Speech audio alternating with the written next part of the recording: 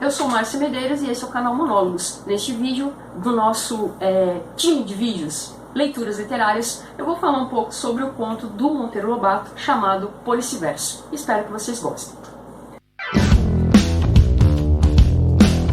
No conto Policiverso, o Monteiro Lobato faz algumas representações do discurso biomédico e eu pretendo usar esse vídeo para mostrar como é possível fazer uma análise dessas representações através da literatura. Bom, vamos apresentar quem que é o Monteiro Lobato, né? Embora eu ache difícil acreditar que alguém não conheça, pelo menos de nome, esse autor brasileiro, já que paulista de Taubaté, ele é o cara que criou o Sítio do Pica-Pau Amarelo e personagens que passaram para a história da literatura infantil, como é o caso da Emília, da Tia Anastácia, da Dona Benta, do Pedrinho, da Narizinho, do Visconde Sabugosa, etc. Tá?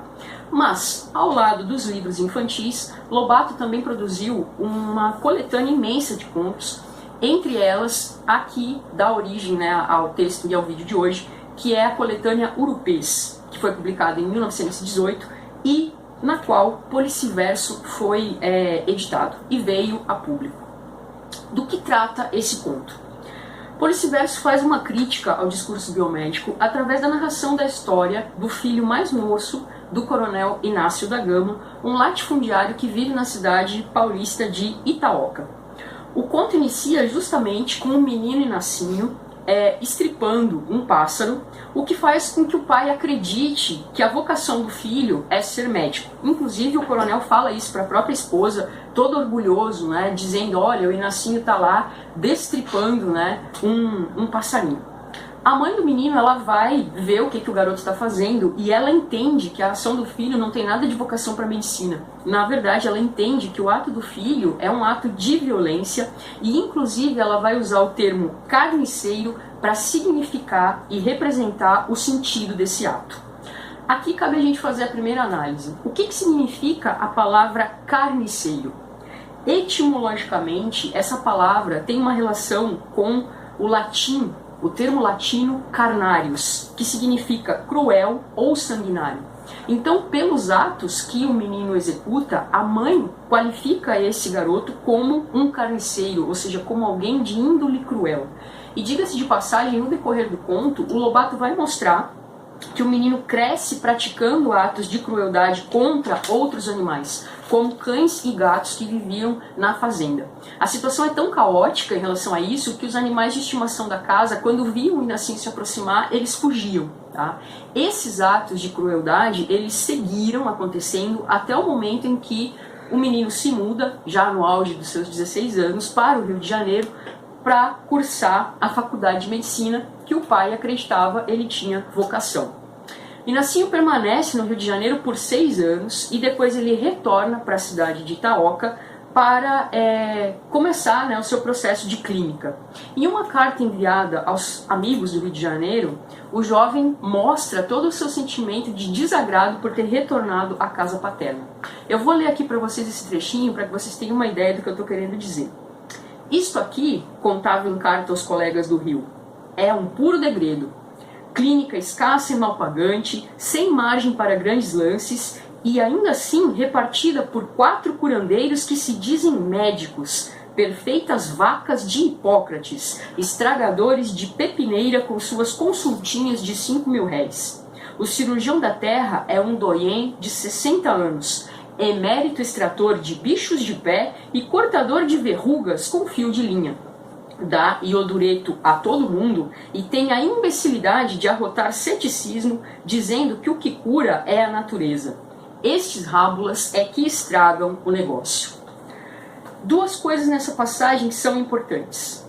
A primeira delas relaciona-se à ideia do degredo que ele vai enunciar. A referência que o Lobato coloca vai estar posta na imagem de exílio, ou mesmo de banimento. O Inácio se sente banido da civilização, porque ele foi obrigado a retornar para Itaoca, deixando o Rio de Janeiro com seus prazeres, para viver entre a gente simples do interior. O segundo ponto. O texto revela o preconceito do jovem médico em relação aos seus colegas de profissão, através do uso de expressões como extrator de bicho de pé, cortador de verrugas com fio de linha, etc.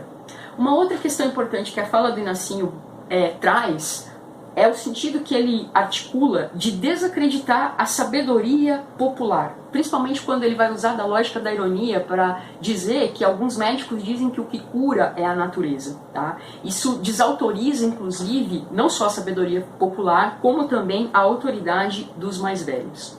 Agora, vale a pena ressaltar que os médicos da cidade também não gostam do Inácio. Ele é chamado por eles de bestinha, presumido, pomadista.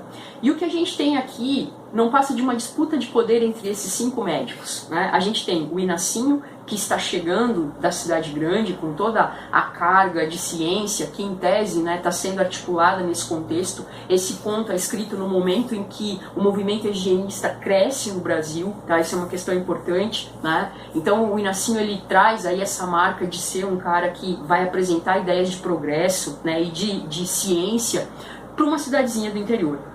E o que esses médicos estão disputando é justamente espaços de poder e de controle dos corpos dessas pessoas que habitam nessas cidades.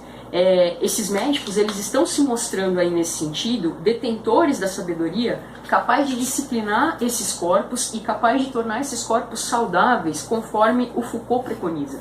A gente não pode pensar que o Inácio é malvado nesse contexto e esses médicos são bonzinhos, até porque, quando necessário, a classe vai se unir em prol da defesa do Dr. Inácio. Tá?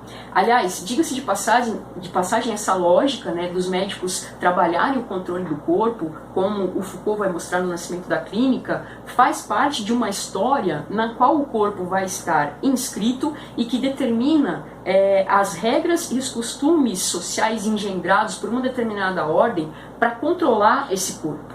Então, o que os médicos fazem nesse contexto é disputar esses corpos e disputar o direito de normatizá-los, de dizer o que é certo e errado, o que é doença ou não, o que pode ou o que não pode ser. E essa situação, no caso específico dessa história, ela vai assumir um ar mais complexo quando uma figura de renome na sociedade de Itaoca adoece. Eu vou ler mais um trechinho para vocês terem uma ideia do que eu estou falando. Entre mentes adoeceu o Major Mendanha, capitalista aposentado com 300 apólices federais, o Rockefeller de Itaoca. Deu-lhe uma súbita aflição, uma canseira, e a mulher alvoroçou-se. Não é nada, isto passa, acalmou ele. Passará ou não, é melhor chamar um médico. Qual médico? Isto é nada.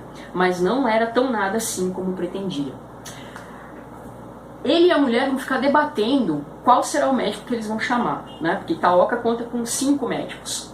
Mas acontece que eles acabam optando por chamar o Inácio porque, em relação aos 4 médicos da cidade, o major tinha problemas políticos ou eles eram desafetos de alguma outra questão. Então ele vai chamar o Inácio e ele é quem vai fazer a consulta, que vai diagnosticar o Major Mendanha. Aliás, é um momento à parte, esse momento em que o Inácio encontra, né, o seu doente, vamos dizer assim, entre aspas, né, o seu doente, e a consulta que ele realiza é muito performática. Ele questiona o doente, ele toma o pulso do doente, ele ausculta, né, o doente com o senho carregado e chega no momento em que ele fala da necessidade de usar o estetoscópio para fazer uma auscultação mais profunda. Tudo o que ele está fazendo é muito simples. Não é nada complexo, mas como ele usa termos científicos que a maioria das pessoas desconhece, como ele usa termos que são específicos do jargão médico, ele faz com que o universo da sua ação seja sacralizado a ponto das pessoas ficarem impressionadas com o que ele está fazendo. Tá? Eu vou mostrar para vocês o motivo disso. Voltou o moço logo depois e, com grande cerimonial, aplicou o instrumento no peito magro do doente. O instrumento é só o estetoscópio. Vincou de novo a fisionomia das rugas da concentração e concluiu com imponente solenidade. É uma pericardite aguda agravada por uma flemasia hepático-renal.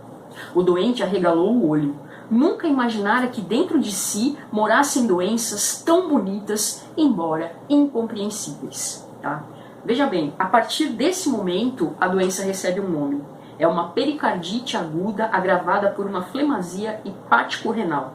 A partir desse momento, aquela dor deixa de ser do doente e passa a pertencer ao médico. E é em cima desse contexto que o Inácio vai articular todo o seu controle sobre essa família e sobre essa pessoa em especial. Se você quiser saber o final da história, eu aconselho você a fazer a leitura do conto. Policiverso é um conto muito interessante, você vai se divertir muito, e eu também confesso que em alguns momentos é capaz de você sentir até um pouquinho de raiva, porque muitas coisas do que a gente está vendo acontecer nessa história que foi escrita em 1918 acontecem ainda hoje, em virtude do descompasso entre a ideia de perceber o doente não como um objeto, e sim como uma pessoa que tem as suas próprias formas de percepção das coisas, inclusive da sua própria doença. Mas é bom você saber uma coisa sobre esse texto, para a gente finalizar. As figuras e as palavras que são usadas no conto por parte do Monteiro Lobato reforçam o discurso de autoridade e poder que reveste o médico. Ele é visto nessa história como um sujeito com total capacidade de controle. Ele é um discurso que arbitra sobre os corpos e que procura mostrar esse saber, e dentro desse contexto desqualifica qualquer outro tipo de discurso. Na minha opinião, é contra isso que nós devemos lutar, para que a gente faça prevalecer o respeito, a subjetividade e a dignidade humana.